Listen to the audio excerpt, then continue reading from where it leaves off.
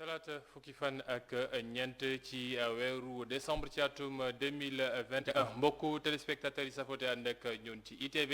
yegg si leen ak jàmm ci seen émission Total Local ni ngeen ko tàmmee ay bés yu ne dañuy dugg ci gox-goxaan yi andi leen ña fay ay candidat waaye itam ña yeewoo ca gox googee ngir waxtaanee lu jëm ci seen zone bi lan lañ ci xaar nan la ñu gisee mbir ya fay am waaye itam lan la ñu yaakaar ngir jëmale seen gox googee kanam tey dañuy dem ca Tëngéej waaye dem ci benn gox gu ñu gën a intéressé tey muy Rufisque Ouest gox boobee la ñuy dem waxtaanee ko ndax xam ngeen ko candidat yi bëri nañ fa ña koy xëccoo bëri na gox bi itam am nay opportunité yoo xam ne am na fa am maire boo xam ne moo ngi fa lan la fa def ñi wëgg ñëw lan la ñu bëgg andi waa gox ba lan la ñu soxla loolooy solo su waxtaanu tey xam ne dañu am mbégte dalal ci plateau bi Abdou Lahad Diakhaté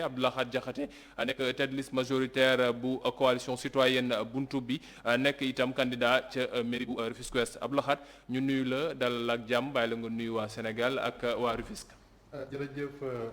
Cheikh Hassana ñu ngi lay nuyu di la fay di nuyu mbokku Sénégal gi yëpp waaye tamit rawatina mbokku Tëngéej gi ñu bàyyi ko di nuyu waa commune Rufisque Ouest di nuyu tamit sama naataango bi nga xamante ne moom laa bokkal plateau bi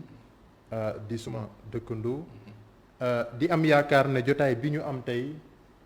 dina bokk ci jotaay yi nga xamante ne njariñ dina ci soxeekoo jëm ci askanu Tëngéej rawatina commune Rufisque Ouest bi nga xamante ne fa la ñu bàyyeekoo rawatina tamit ci contexte bi nga xamante ne lañ ñam muy élection locale yi élection locale yi ñu war a jëm Abdourahmane Faye moom mooy keneen ki fi teewal waa Tëngéej moom mi ti yewoo ci gox ba bokk ci société civile waa Tëngéej moom la ñuy dalal moom tamit mu ñëw andi xalaatam waaye itam andi ay joyante ak itam xalaat ay saafara yoo xam ne yaakaar na ni Tëngéej dinañ ko soxla ci jamono ji ñu nekk Abdourahmane ñu nuyu la bàyyi la nga nuyu waa Tëngéej yow tamit waaye xam naa ne da ngay jox nuyu bu gën a spécial waaye Tëngéej Ouest. waaw Alassane d'abord ñu ngi lay remercier ci invitation bi ci li nga taamu Tëngéej tey parce que it gox la boo xamante ni ku ko bëgg rek ñu lañ lay bëgg di nuyu sama naataango Abdou Lahad Diakhaté di sama sëriñ di ku ma nawloo ku ma waaju ma jox cër di teg kàddu jàll encore si loxoy waa Tëngéej ci événement Madari yi passé xamante ni tey 8e jour bi déjà di leen jaale sunu doom jooju fi jógee ak sunu jarbaat boobu ñaan yàlla mu yeggaleen ndam ajana di ci massaw ñëpp ñu si gaañu di ñaan yàlla ñu tàmbali ci bismillahi rahmaani rahim sa lu ñu fi wax muy njëriñ askan bi rawatina Tëngéej ala moom miin Abdourahmane ñu ko fàttalee noonu la am na ci solo itam événement yamoon ca stade Ngalandou Diouf taxoon ba ay ndaw ñekkoon ci seen bakkan kon naka def na juróom-ñetti fan ñuy ñaan ka ca génn àdduna ñu xare yàlla xare ko àjjana waaye lépp la cay topp itam yoon am ca waaye ñu jëlee ci ay jàngat surtout Abdourahmane ci yow lay tàmbalee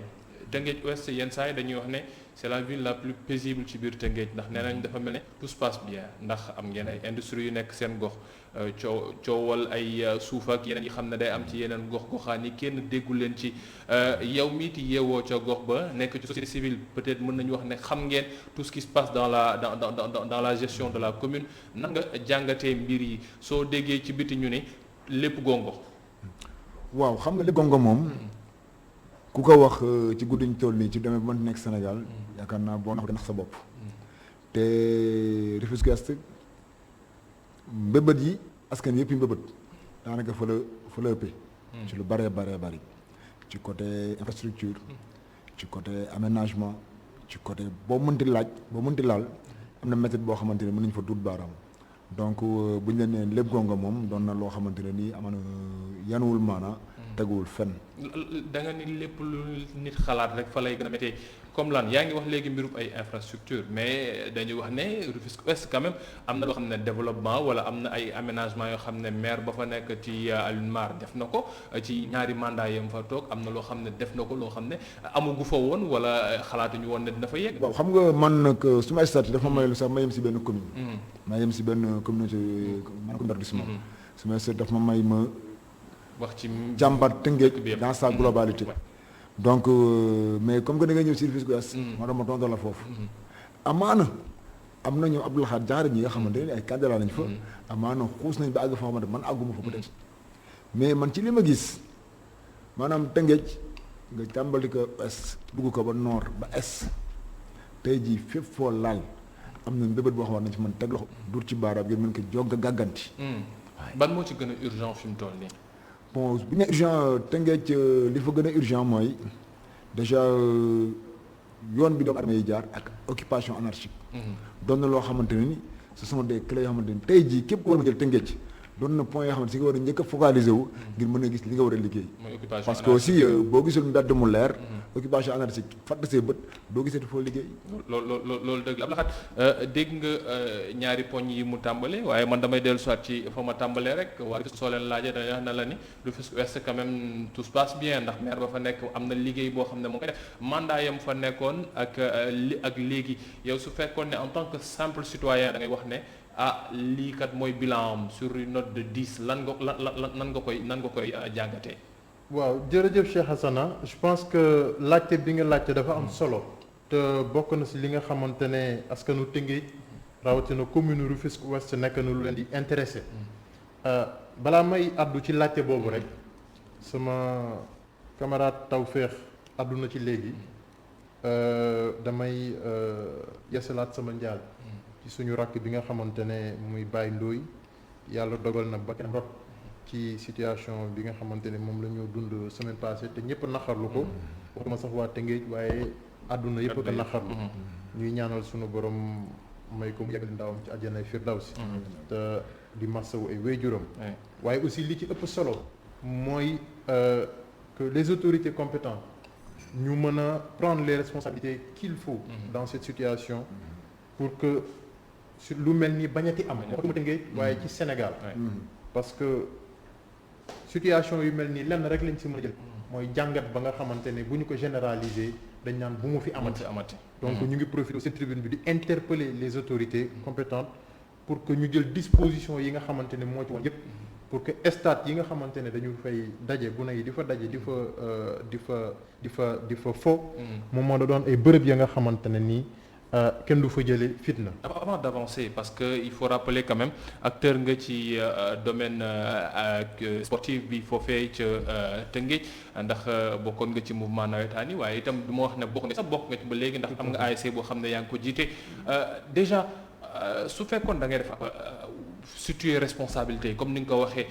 fan la parce que Tëngéej yàggoon na jooy amuñu fu ñu footballee amuñu terrain gars yi mujj xool nu ñu def ba stade Ngalandou Diouf ñu réhabilité waat ko lépp lañ ci soxla ñu def ko ca su yu mel ni amaatee lan la yéen ñiiti njiital ASC yi wala yéen ñi xam ne yéen war a waxtaan ak ndaw yi yéen na dul def seen mission normalement wala nawetaan moom la ñu war a réformer wala ñu supprimer ko. alors Cheikh Hassana man dama bokk si ñi nga xamante ne effectivement wax nga ko je suis un pur produit du mouvement associatif et je suis très fier de me revendiquer comme tel parce que dama gëm ne mouvement associatif dafa bokk ci li nga xamante ne dafay tàggat doomu aadama rawatina ndaw et puis à côté du cursus classique mooy école njàngum école dafa am beneen fànn mooy li ñuy tudde l'école de la vie loolu mouvement associatif bokk ci li nga xamante ne dana ci dimbali doomu aadama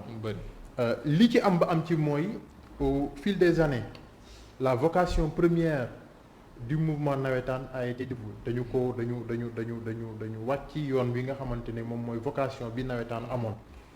aussi bien sur le concept que sur l'accompagnement et l'encadrement parce que boo fàttale ko sa njëlbeen dafa doon loo xamante ne gune yi bu école tëjee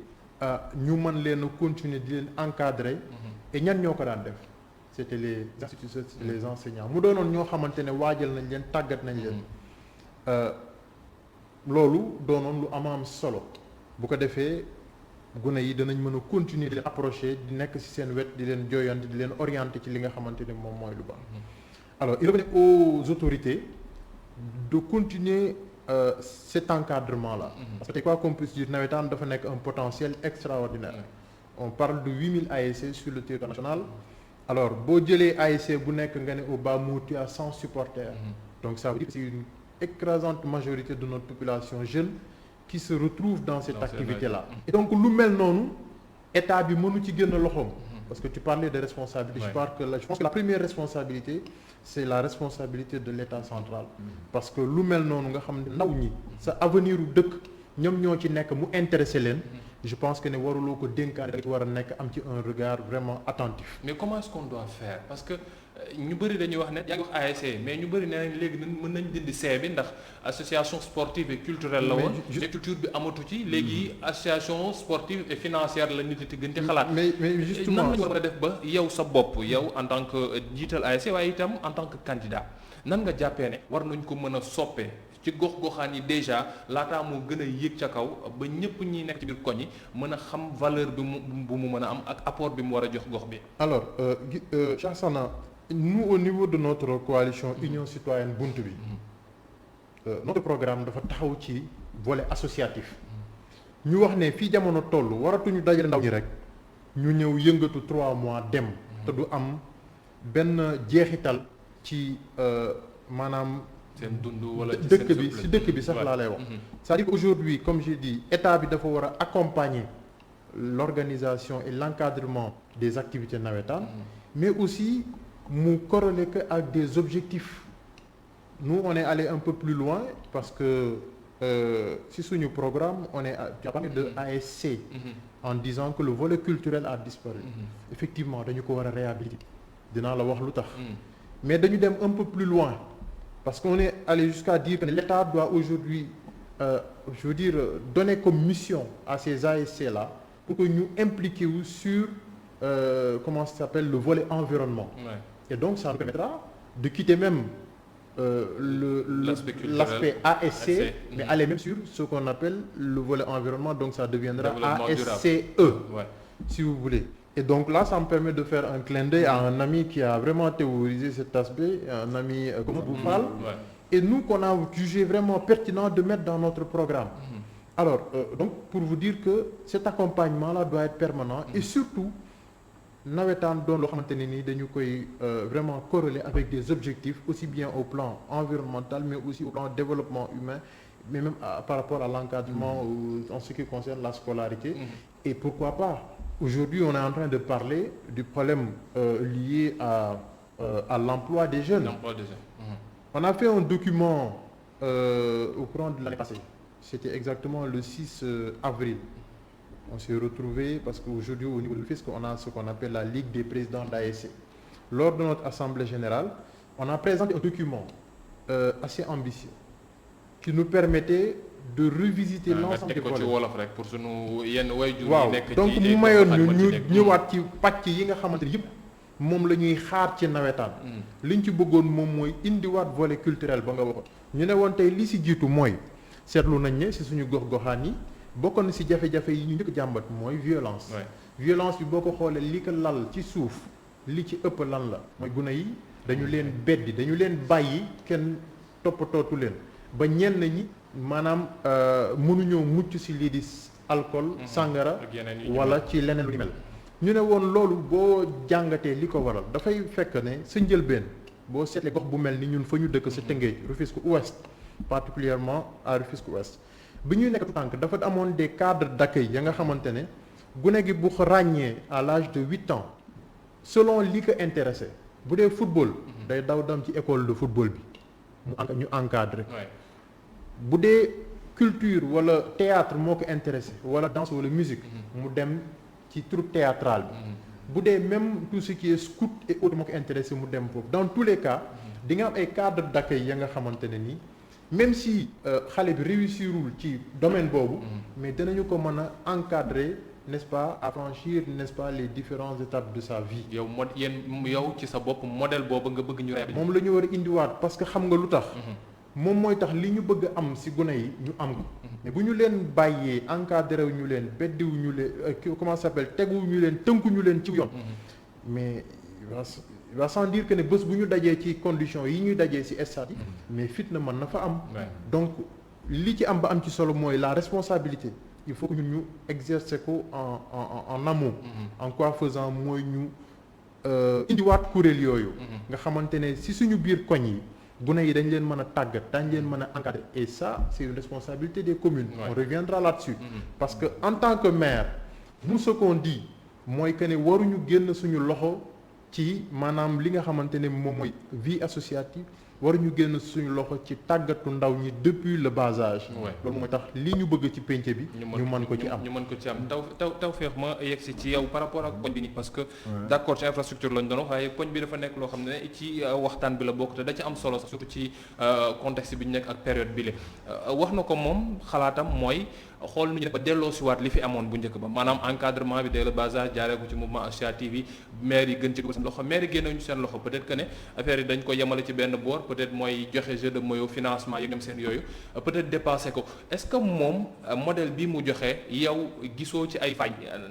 loxo maire su ci duggee torop ñu ni noo da koy politiquer wala am noo xam ne soo ko bëggee doxalewaatee maanaam culture beeg ñoom seen ñu ni ndaw si gone yi ñoo ngi leen di wutal beneen yoon au lieu de jàng bi. waaw xam nga Alassane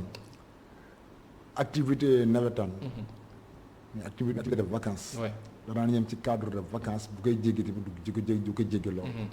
mais bu ñu demee ba navétane dem ba daanaka mars nga reposer waa 2 mois pour reprendre les activités. yenn saa yi da koy weesu sax. day ne ba mars ba avril. tu vois donc nekk activité de vacances. benn ñaar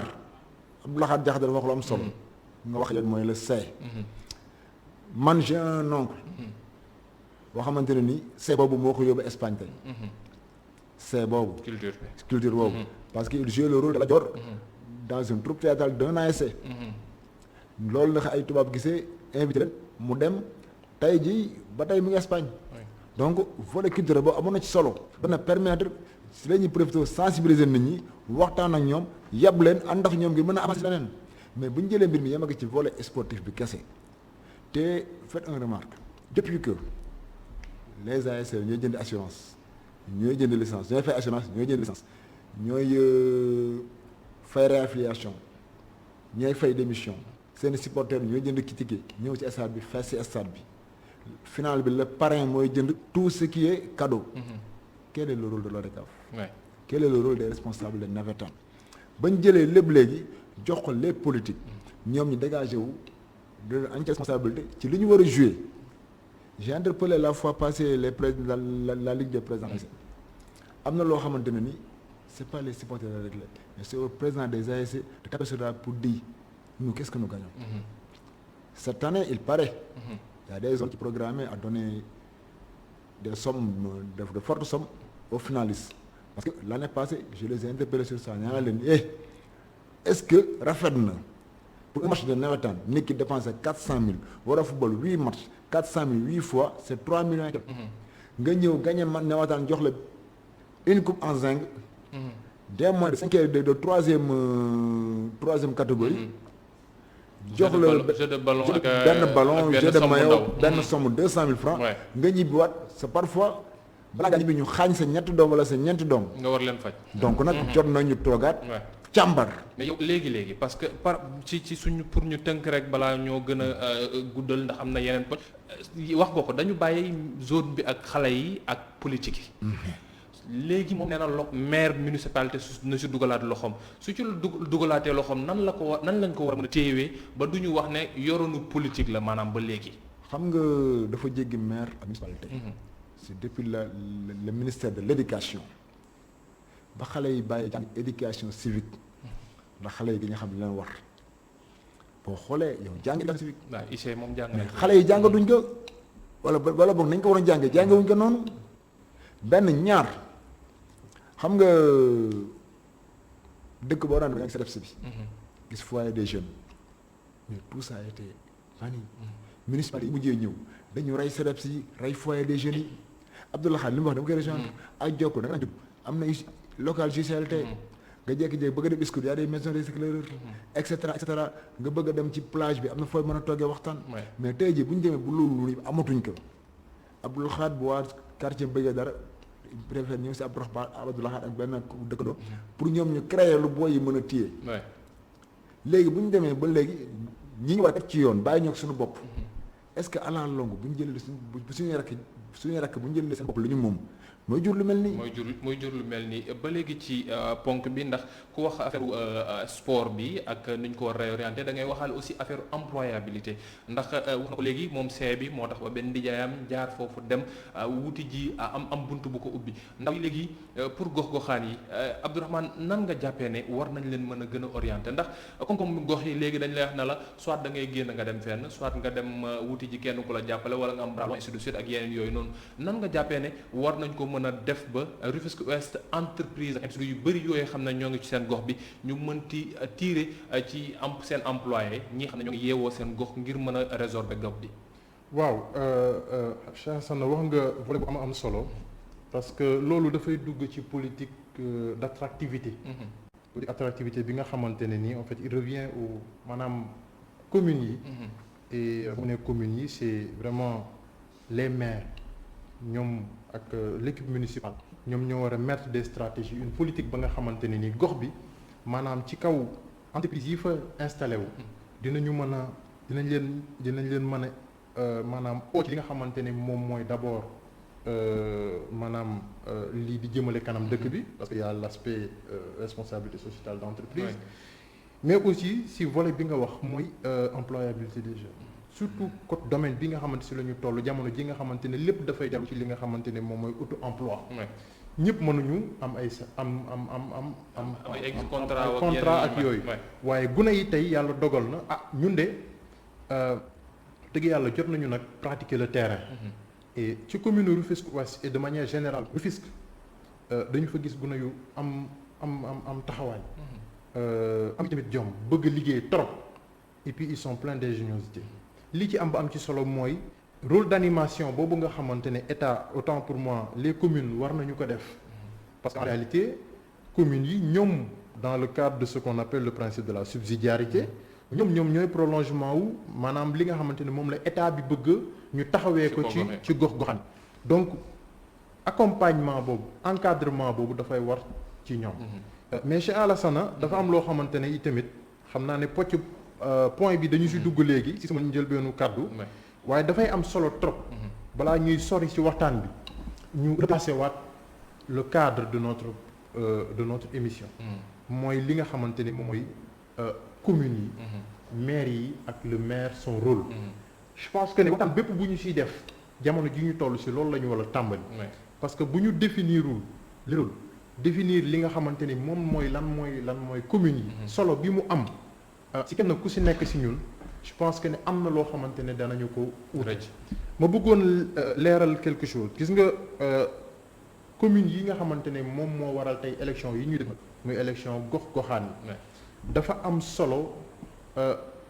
bu jéggi parce que lu jiitu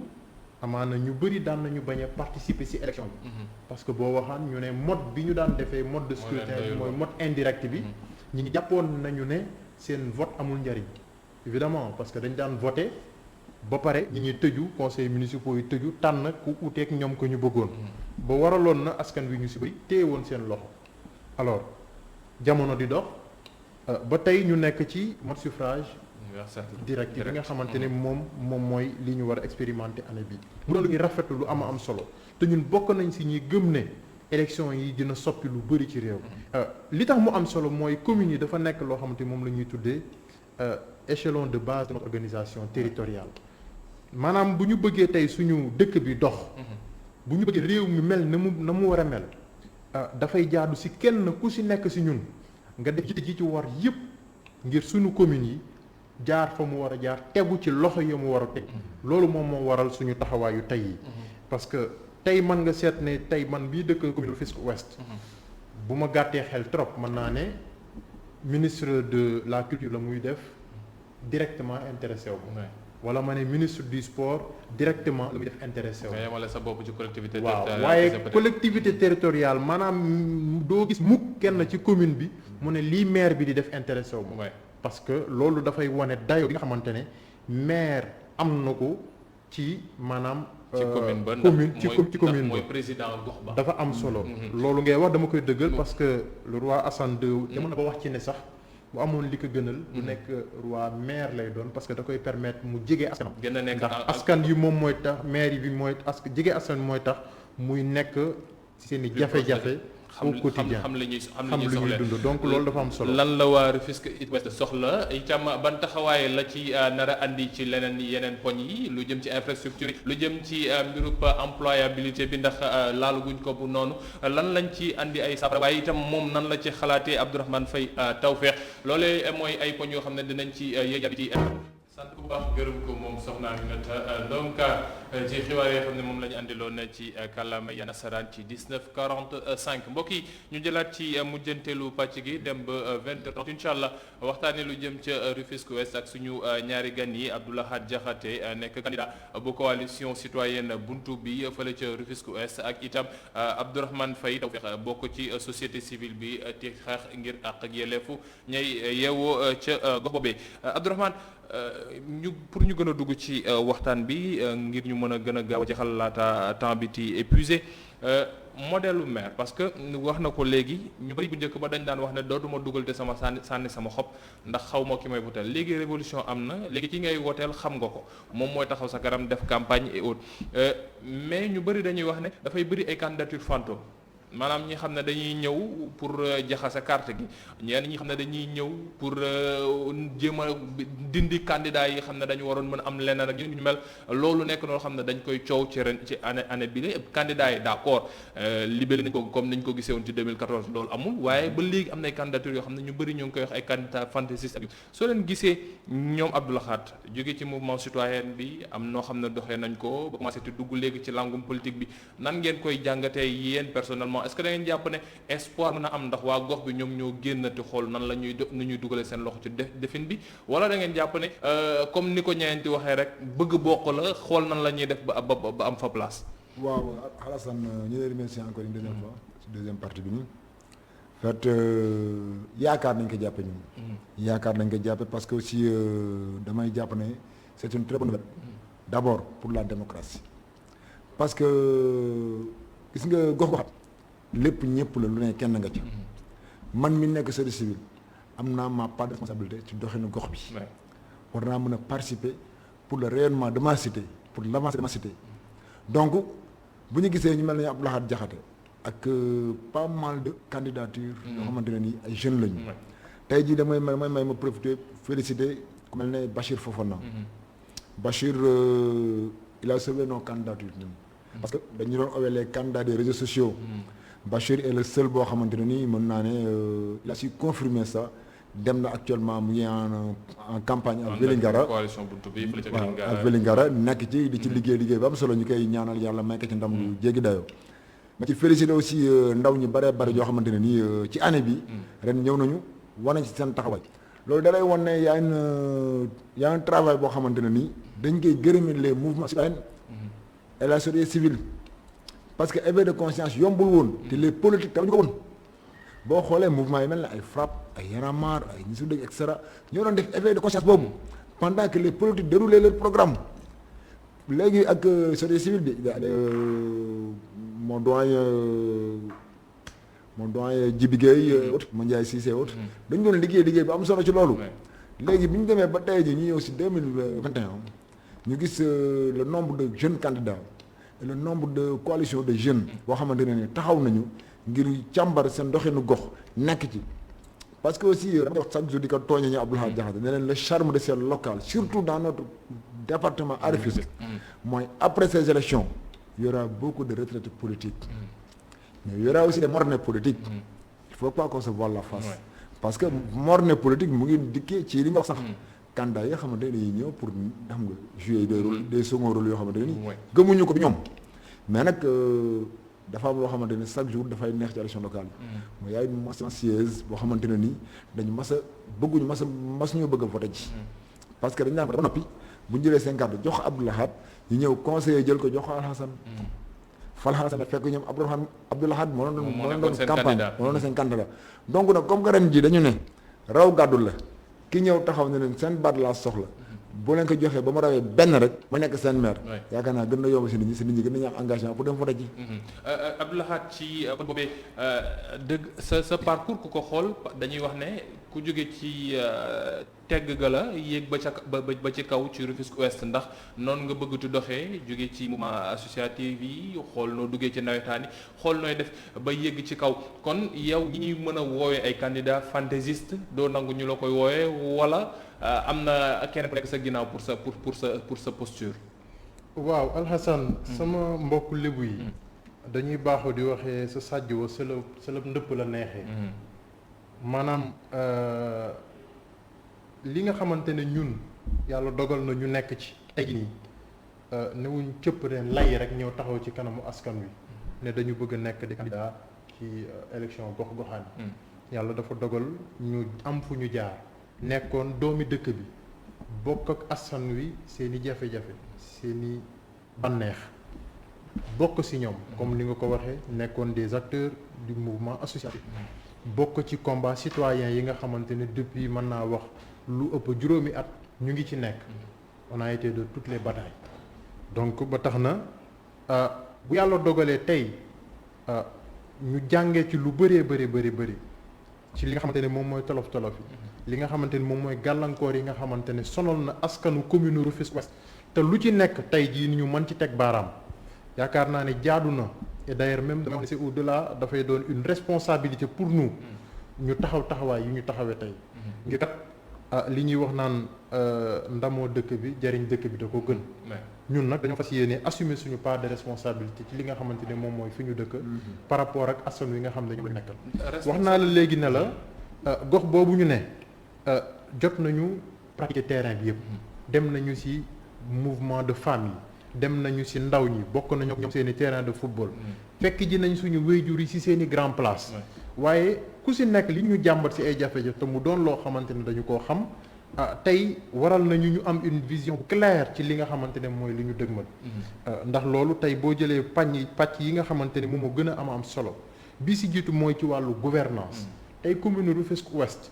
boo ko seetloo dafay mel ni tey li nga xamante ne moom lañ doon xaar suñu autorités yi ci wàllu gouvernance daf ci bëri loo xamante ne wuyoowuñu ko sànq dégg naa la nga wax ne maire bi fi nekk mu ngi ci deuxième mandat je pense que ne Alassane tu es très généreux mu ngi ci le maire est là depuis 20 ans depuis 20 ans notre maire est en place depuis 2003 2004 su mu juumul voilà mu ngi noonu voilà donc mu doon loo nga xamante ne nii jamono ji ñu toll xel mënatul xalaat maanaam nga toog di diriger maanaam commune lu toll ci loolu bu doon sax tey dafa def loo xamante ne nii maanaam bilan boo xamante ne dafa doon bilan bu confortable sax bu ñu taxawee rek ci 20 ans yi mu fi def dafay jot sëkk ñu ne kat doy na waaye yàlla dafa dogal pàcc yooyu ma la wax léegi boo ci seet askan bi wax nañ ne dese nañu see gis seen bopp tey boo jëlee li nga xamante ne moom mooy ci wàllu santé tey ñun on a fait les infrastructures communautaires le tour de la commune gis nañu état bi nga xamante ne suñu infrastructure communautaire de base yi si la nekkee tey askan bi tey bu ñu bëggee faju am na jafe-jafe yi nga xamante ne bu ñu demee ci poste de santé yi dañu ko fay dund leneen li mooy en termes d'équipement xam nga Rufisque Ouest dafa am particularité mooy que ne le phénomène d'étalement maanaam dëkk bi dafa màggee jëmee côté boobu mu am cité yu bees ma leen di nuyu au passage parce que dalal nañ ñu seeti ji nañ leen ñu jóge woon ci 37 quartiers tey toll ci 65 quartiers nga am cité yu bees yoo xamante ne kenn gënu leen bokk ci Rufisque Ouest ñu mel ni cité M3 cité SDE cité Sonacos cité Sobowa cité Coserson bi nga xamante ne fa la yow donc cité Medina Zac yu bëri cité Tawfekh zone yu bees la yoo xamante ne ni tey dañu doon xaar ci maire bi mu am ci wàllu vision gisin ba nga xamante ne dana mën a accompagner maanaam dëkk bi ni muy màggee en termes d'équipement urbain tey ci gàttal maa ngi lay wax ci wàllu santé waa zone bi nga xamante ñoo nekkee foofu muy M3 ñoom SDE ainsi de suite bu ñu bëggee dem poste de santé soit dañuy sol seen dal dem génn ci territoire commune bi maanaam dem ci poste de santé bu Zac Mbao wala ñu dem bu HLM mu doon distance bu sore ci loo xamante ne ni kenn mënu ko comprendre ci zone ba nga xamante ne dafa mel Tëngéej nga dem ci beneen fàcc muy wàllu njàng mi El Assane dafa am suñu programme lu mu mettre en avant ñun dañu bëgg concept bi ñuy wax am bàyyi jàng ñàkk bàyyi jàng doon une réalité. Commune Rufisque Ouest bu fi ñu toll nii gis nañu ne boo demee ci école yi nga xamante ni moom mooy école publique gune yi ñu ngi fay nekk ci nombre yu extraordinaire daanaka sax da nga naan ana naka la xam-xam mën a bàyyeekoo ci bërëb yi li ñu si gën a naxari te ñu teg ci suñu baaraam mooy dem nañu ba gis ne suñu doom yi dañ leen di fayal ñu dem école dañ leen di yóbbu école ñu war fa jële xam-xam bu ñu demee ñu leen di nettoyer loo douche wala di leen nettoyer loo salle de classe ñu ne ñun loolu duñ si d'accord commune bi dafa war a jël ay responsabilités ci loolu te du lu jafe ndax tey ñëpp xam nañu ne si suñu commune yooyu y a des personnes ya nga xamante ñu ngi leen di fay ñu tëdd seen kër defuñu dara ñu wax ne ñun suñu programme tey bu ñu yàlla nattoo ñu nekk maire commune Rufisque Ouest li ñuy njëkk a def mooy accompagner ces infrastructures communautaires de base d'abord les femmes de charge tey li ñuy jël suñu gune yi ñu leen di baleloo mais jëloon ay femmes de charge fay leen ñu nekk ci école yi d'autant plus que ne commune Rufisque Ouest daanaka bu ñu xayma infrastructure yooyu tollu fi nu war a mën a tax commune bi mën a tële ci wàllu boobu donc dañuy wax ne lu ñu mënta def amu fi wala lu ñu tële amu fi xanaa dañ naan ñu liggéeyul ñoo fi ne donc suñu programme ci wàllu boobu Alassane nga may ma dañu si jël un engagement ferme beneen bi may daanelee te bi ñuy wër commune bi yëpp jot nañ si teg suñu baaraam dañu dem seeti ji ñi nga xamante ne ñoom ñooy les maîtres nageurs sauveteurs waxtaan ak ñoom ñu jàmbat ñu ne ñu xamal ñu ne depuis daanaka 2010 ba léegi seen i contrat kenn renouvelé mu doon lu doy waar ndax boo seetloo année bi nga xamante ne mooy année 2021 El Assane lu toll ci 16 gone ñàkk nañ seen bakken ci noyade ci biir 16 gone yooyu compté nañ si 9 ñoo xamante ne am nañu bac loolu doon lu doy waar te responsabilité bi ñu doon xaar au niveau des communes ñun de au niveau de notre programme bi nga xamante ni moom mooy coalition bi ma teewal Union Citoyenne Bunt Bi commune Rufisque Ouest dañu wax ne dañu jël un engagement ferme mooy que ne ñooñu ñu daan fay ñuy tëdd seen kër nelaw defuñu dara dañuy jël loolu dooleel ci maître nageurs yi pour que plus jamais ñu am des cas de noyade gune ga nga xamante ne ñoom ñooy mën a sauver gune yi di veiller ci littoral bi di veiller ci plage bi donc loolu nekk na loo xamante ne lu mën a ne la jafewul waaye tamit bu ñu ci concentrer suñuy énergie dinañu jàpp gis ne lii am solo muy infrastructure communautaire de base yi nga xamante ne ñëpp ñu ngi ci Tawfekh wax na ko lépp ñëpp lu ne ku ne mu ngi ci donc ba tax na dafay jaadu ñu def ci suñu énergie yëpp te loolu ci infrastructure communautaire de base yi ci la suñu programme accentuer son foofu la mën a tàmbalee damay lu ñu dese ci ay simili bëreetul dama am benn laaj boo xam ne kuy ñëw fii dama la koy laaj ndax nee naa kuy xëccoo waroo xaar ba yéeg ca kaw pour wax ne tàmbale naa def laxaat laata ngay xëccoo lan nga defal waa Rufisque Ouest loo xam ne Abdou Lahad mi kiiti Tawfekh mën na wax ne ñun kat gis nañu lii teg nañ suñu baaraam su fekkee ndaw yi la wala jigéen wala leneen comme ça ñu mën a wax ne diw mi kat am na tànk boo xam ne teg na ko su yéegee mën naa mottali lan nga teg loo xam ne waa Rufisque Ouest mën nañ koo gis mën koo jëmmal mën koo seede. waaw Alassane laaj boo xamante ne bu ma doon position bopp question du ma ci tontu. ndax yàlla daf ma bindeewul may fësal li nga xamante ne moom laay jëf waaye nag comme nattoo nga ma question boobu danaa ci tontu mu mel ni ñun comme wax naa la ko sànq dañuy juddu dëkk bi defee lépp ci dëkk bi yëg ne itamit dëkk bi li mu ñu defal jaadu nañu delloo ko ci astuut ba tax na dañu fas yéene lépp lu ñuy am lépp lu ñuy def ñu bokk kook parce que du Tëngéej rawatina suñuy mbokk fi ñu ko teg nag lu wóor la sëñ Abdou Lahad Mbacké da doon wax naan aw sagar day jige aw sël ba tax na ci philosophie boobu la ñuy teg suñuy action yàlla dogal na depuis 5 ans lu ko jiitu sax ñun ñu ngi nekkoon ci combat citoyen taxawaay boo xamante lépp lu Tëngéej am ay jafe-jafe lu jëm ci combat pour la réhabilitation du stade Ngalandou Diouf yàlla dogaloon ñu ne ma woon yow yaay porté kaddu collectif ñu jaar si fa ñu si jaar xeex ba yàlla dogal ñu ubbiwaat stade bi bi loolu rombé yi tamit bi ñu demee ba inondation yi am ci Tëngéej ñu taxawalaat kuréel ànd seeg ñoom Tawfekh ak ñun ñëpp rek yàlla nattuwaat ñu ne ñu yaay coordonnateur bi. boobu itamit collectif bi doon xeex pour inondation bi ñëpp a ngi fàttaliku image boobu nga xamante ni defoon na tuuru àdduna mooy fas bi doon noyé ci tunnel bi. alors ñu amoon ci taxawaay ba jamono jooju defoon naa une contribution boo xamante ne aussi ñu ngi ko tuddee woon Rufisque rouge de colère.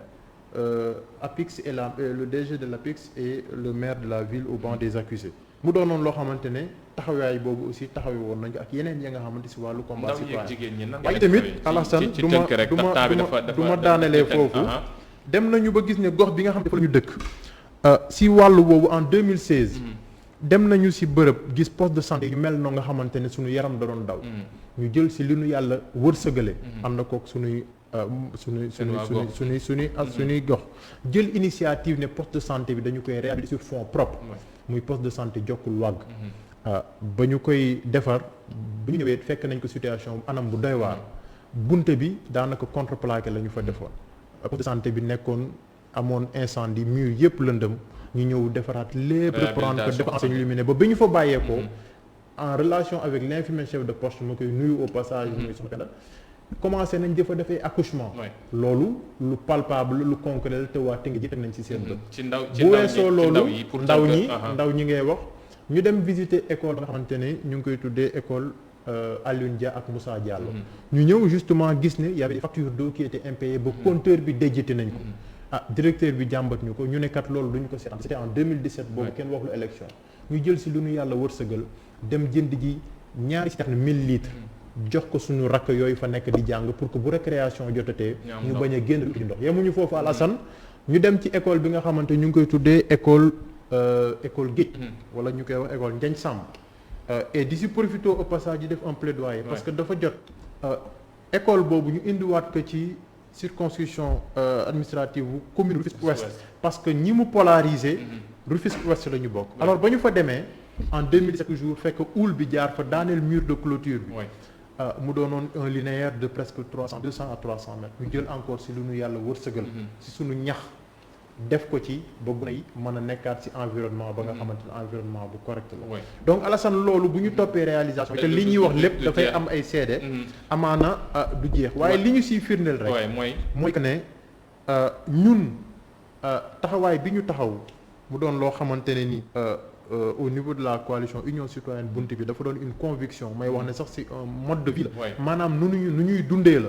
mooy que ne lii ñuy def nii tey jii nii da doon lu ñu war maanaam sàkkuwuñu ci nguur sàkkuwuñu ci maanaam njariñ waaye taxawal suñu gox dugal sa loxo ci doxalinu gox bi mu ngi noonu dafa doon lu jaar Tawfekh pour jeex rek wax na moom programme am j'espère que ne yéen ñi xam ne société civile ngeen toogee doo leen taxaw foofee rek maanaam ci programme yi waaye di ngeen gën a xool saytu pour gouvernance ak yeneen yi ngir nit ñi mu cee gis seen bopp pour gox yi aussi suñ fa tagee kenn mu nekk ay projets yu smart en 30 secondes rek nga jàppale waaw xam nga Alassane xam nga la amoon mënatul amati parce que ñoom Abdoulaye Khare xam nañ ne seeni ay moo nar a gën a metti ay ñi ñuy remplacer parce que aussi les citoyens ont l'œil sur ce qui se passe xam nañ nu muy doxee ñun door ñu leen seetaan door ñu leen ci bàyyi d'ailleurs dama koy tutoyer de passage si Tawfekh moom bu jëlee ma Rufisque Ouest moom si Tawfekh moom dañ ma fay jox parcelle moom loolu en plus ma ngay seedal aussi que combat citoyen yi muy wax ñoo ko defandoo yëpp mën na que depuis lors mu ngi ci te am ci taxaw am solo mais daal may interpeller tous les candidats di leen xamal ne ñoo ngi laaj bu yàlla defee ñu jox leen dañu jox pare wan leen gannaaw dellu toogaan dañ leen jox ànd ak ñoom ci liggéey bi ànd ak ñoom teg leen di bët xool leen gàgganti leen parce que aussi loolu mooy li am solo dama lay ñaan rek nga may ma benn plaidoyer bu ndaw 30 secondes bu ndaw dafa nekk un point fondamental suñu programme ñu lancer un appel au ministre de l'Intérieur parce que commune Rufisque Ouest bi ñu ne am na une situation bu dangereuse bu fa ne mooy que ne tey jamono ji ñu toll bu jéeyee amee Rufisque Ouest si gox bu ñuy tuddee Jokkul par exemple sapeur pompier yi ñu oo leen ñu war a dem intervenir bu ñu ñëwee ba ci tunnel bi parce que benn voie de passage boobu rek moo am boo jógee HLM jëm côté Jokkul bu tunnel bi yàlla dogalee mar d'Italie mu bloqué kenn mënul dem secours nit ñi li tax ma koy wax mooy bi ñuy porter combat bi dafa amoon dañu rencontré les autorités ñu xamaloon ñu ne pont wu Layus c'était un pont différé jot na nag ñu songaat travaux yooyu pour que pont boobu doon une réalité parce que au-delà mu doon besoin wu mobilité dafa doon réalité boo xam ne dafa doon un besoin de sécurité Ouais. et loolu le ministre de l'Intérieur la ñu siy interpellé pour que mu taxaw si au plus bref parce que dafa doon loo xamante sant ko bu baax gërëm ko moom Abdou Lahad Diakhaté nekk candidat bu waa coalition buntu bi fële ca mairie Rufisque Ouest ak Abdourahmane Faye Tawfekh moom mi xam ne dafa toogaloon waa gox bi waaye société civile en général ñoom ñaar ñoo newoon suñu gan tey ci Total Local jox leen dig daje ëllëg incha allah beneen gox yeneen i candidat waa itam yeneen nit ñoo xam ne dañuy jógee ci gox googee ngir wax seen soxla ci Total Local sant leen baax gërëm leen di leen jox dig daje ëllëg incha allah jërë ngeen jëf